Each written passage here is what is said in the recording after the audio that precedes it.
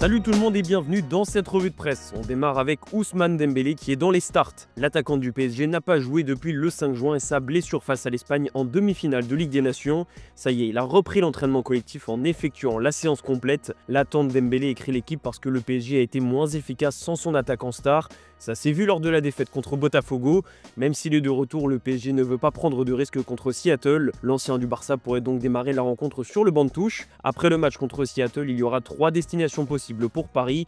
Atlanta s'il finit premier, Philadelphie s'il est deuxième, ou dans le pire des cas, le retour à Paris en cas d'élimination. A noter que le PSG pourrait rencontrer le Bayern Munich ou Chelsea en terminant deuxième de son groupe. Quoi qu'il en soit, le PSG a réussi une partie de sa mission sur cette Coupe du Monde des clubs, à savoir conquérir un public américain. Avec son statut de champion d'Europe, Paris a pu continuer à vendre sa marque à l'étranger et cette compétition est l'occasion parfaite. Un mot sur l'OM, aujourd'hui la Provence écrit au sujet d'Amir Murillo. Le Panaméen est parti pour entamer sa 3e saison à Marseille. Un destin assez dingue vu le statut avec lequel il est arrivé à l'OM. Finalement, Murillo a su s'imposer, il a été prolongé en cours de saison et il est entré dans le cœur des supporters. Malgré tout, la direction veut couvrir ses arrières et lui cherche un remplaçant. Selon nos informations, l'OM a fixé ses conditions pour le milieu international marocain.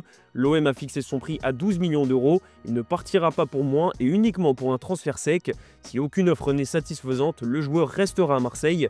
Et pour le moment, la direction n'a reçu aucune offre et ne souhaite pas reprêter le joueur. Du côté de l'Olympique Lyonnais, le club a encore une fois constaté la baisse de régime de son centre de formation. Suite à la publication du classement des meilleurs centres français, l'OL a longtemps été vu comme une référence, mais depuis quelques années, on constate une petite descente et ça se voit au niveau du classement. Ce dimanche, c'est aussi un jour de quart de finale d'Euro Espoir. Les copains de l'équipe de France, comme ils s'appellent, affrontent le Danemark à 18 h, l'occasion de se qualifier en demi-finale et de rêver un peu plus d'un titre qui échappe aux Bleus depuis 1988, une éternité. Direction l'Espagne où les mots d'ordre sont simples pour le journal AS, gagner et marquer. Le Real Madrid affronte ce soir Pachuca pour son 2e match de Coupe du Monde des clubs, un match que Kylian Mbappé verra de loin. L'attaquant français n'est pas encore remis de sa gastro, donc il n'a pas été convoqué par Xabi Alonso, même si le coach espagnol s'est montré rassurant. Il va mieux, il est de retour à l'hôtel après être sorti de l'hôpital. On va voir. Pour la rencontre de dimanche, ça sera compliqué. On espère l'avoir avec nous contre Salzbourg. En tout cas, pour Salomon Rondon, l'attaquant de Pachuca, le Real Madrid a de quoi le remplacer. No, obviamente Mbappé es un grandísimo jugador, una de las referencias en el ataque del Madrid, pero creo que tienen una plantilla totalmente adecuada para sustituir a cualquiera. Los jugadores que salgan a jugar es porque tienen la calidad suficiente para representar esa camisa, así que nada, nosotros tenemos que estar pendientes de nuestro partido, de nuestro juego, aferrarnos a nuestro plan y de ahí en adelante pues, intentar dar lo mejor de nosotros. Et justement, à la place de Kylian Mbappé, on devrait retrouver le jeune Gonzalo Garcia, déjà buteur contre Al Hilal. Une deuxième occasion pour l'Espagnol de se montrer sous les yeux de Xabi Alonso, surtout que le Real est toujours en quête d'un attaquant remplaçant Mbappé. Et l'autre mission pour Alonso, c'est de relancer Jude Bellingham. Le milieu anglais a semblé un peu perdu pour la première du Real, et vu son importance capitale dans le jeu madrilène, Xabi Alonso a tout intérêt à lui trouver un poste et un rôle qui lui conviennent. Rodrigo, lui, pourrait bien aller voir ailleurs. Ça fait un moment que son avenir fait parler. Cette fois, Arsenal serait bel et bien passé à l'action, écrit le journal AS. Vu que Nico Williams se rapproche du Barça, les Gunners ont jeté leur dévolu sur l'attaquant brésilien. Le problème, ça reste son prix. Rodrigo est sous contrat avec le Real jusqu'en 2026 et le club espagnol en attendrait au moins 90 millions d'euros, un montant qui déréglerait un peu les finances d'Arsenal, surtout au niveau de la masse salariale et du fair play financier, parce que justement, l'autre piste d'Arsenal qui était Nico Williams se rapproche toujours plus du Barça. Mundo Deportivo évoque même le plan du Barça avec l'attaquant espagnol. Il pourrait être aligné sur le côté gauche, ce qui pourrait permettre à Rafinha d'être réaxé dans un poste de numéro 10. En attendant, le Bayern ne perd pas espoir et serait toujours en train de tenter sa chance avec l'ailier de l'Athletic Bilbao. Ça sera tout de même compliqué puisque Nico Williams est déterminé à rejoindre le Barça. Marcus Rashford aussi est déterminé à rejoindre Barcelone. Il a même déclaré publiquement qu'il aimerait beaucoup jouer avec Lamine Yamal. Nico Williams, Marcus Rashford et Lamine Yamal, ça ferait un sacré trio offensif, mais ça fait aussi beaucoup d'argent à dépenser. Et dans le sens des départs, Marc-André Ter Stegen devrait être fixé au mois de juillet sur son avenir. Une réunion est prévue avec Hansi Flick pour voir ce que le coach allemand prévoit de faire avec son gardien, surtout avec l'arrivée de Johan Garcia. Pour rester sur le Barça, Deco, le directeur sportif, a accordé une interview à la Vanguardia ce dimanche et il a parlé du cas Nico Williams et a lâché une petite pique à Lamine Yamal. On a toujours eu l'idée de recruter Nico, son amitié avec Lamine Yamal c'est une bonne chose, mais ici ce n'est pas un club d'amis, on vient ici pour travailler et essayer de gagner, après ils s'entendent bien, tant mieux. On file en Italie où la Saint-Valentin s'invite au mois de juin. Remontada pour l'Inter Milan qui a battu les Urawa Reds Diamonds, club japonais. Succès 2-1 à la dernière minute grâce à un but du revenant Valentin Carboni.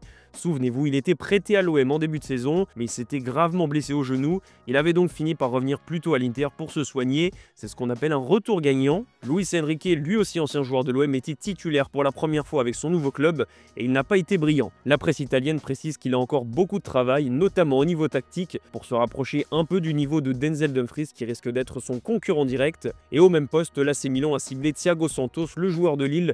On connaît les relations entre les deux clubs après le transfert de Rafael Leao. Cette fois, c'est le défenseur brésilien qui pourrait faire le chemin entre le nord de la France et la Lombardie. On va faire un tour au Portugal où l'heure est au règlement de compte. Orkan Kokchu a été obligé de s'exprimer suite à son embrouille en direct avec Bruno Lage, son entraîneur. Le milieu de terrain de Benfica n'était pas heureux de sortir contre Auckland, donc il a insulté son coach devant tout le monde. Forcément, ça fait la une des journaux, donc mea culpa pour l'ancien joueur de Feyenoord.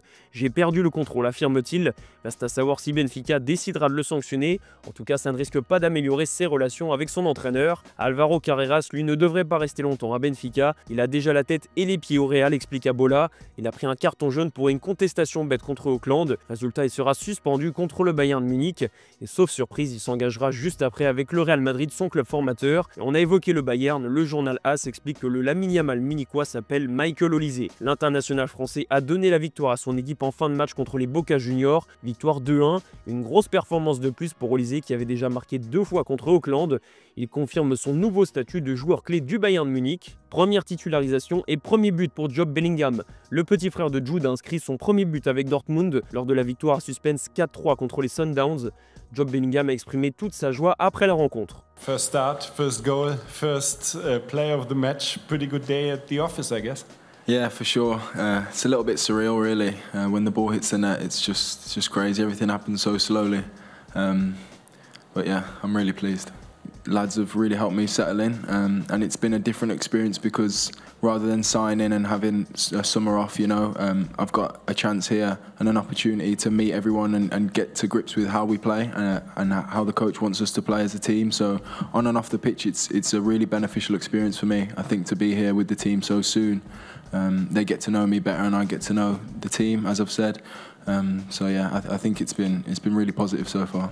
On va finir cette revue de presse en Angleterre. Drapeau rouge, titre le Daily Mirror. Au menu du jour, l'avenir de Jadon Sancho qui a des courtisans en Italie. Mais son salaire pose problème, comme toujours. La Juventus et Naples sont intéressés, mais les revenus de l'international anglais sont trop élevés. Soit il tire un trait sur l'Italie, soit il revoit ses exigences à la baisse. En tout cas, Naples n'a pas attendu pour suivre d'autres joueurs.